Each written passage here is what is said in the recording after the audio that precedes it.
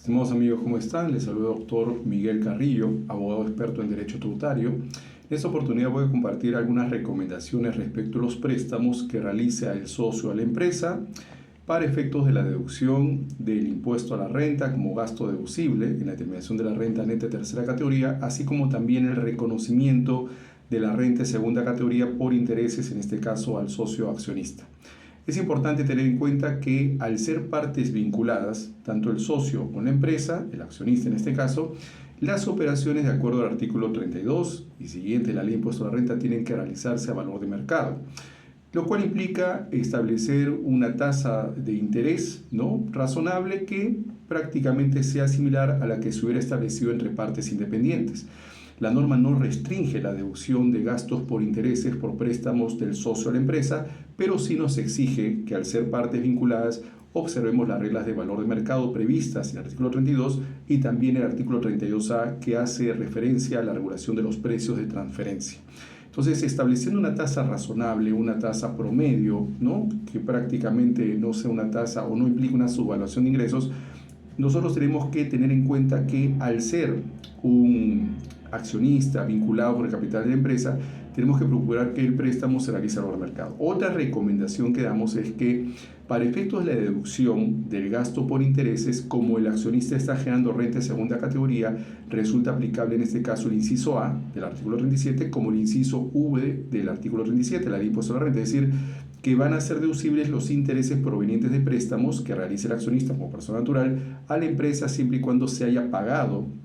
la retribución, en este caso el interés, hasta la fecha de la presentación de la declaración jurada anual que corresponda realizar. Vale decir, si por ejemplo hemos prestado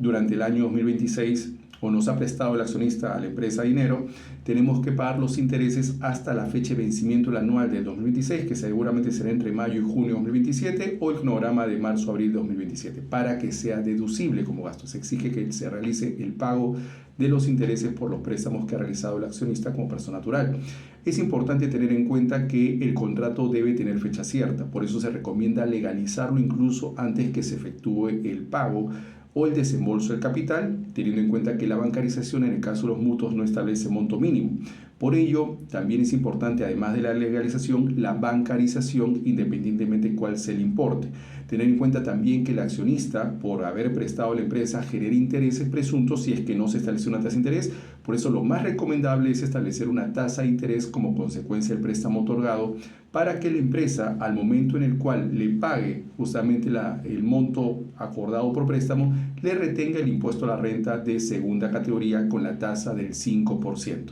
De esta manera cumple sus obligaciones tributarias tanto el accionista por el préstamo otorgado como la empresa,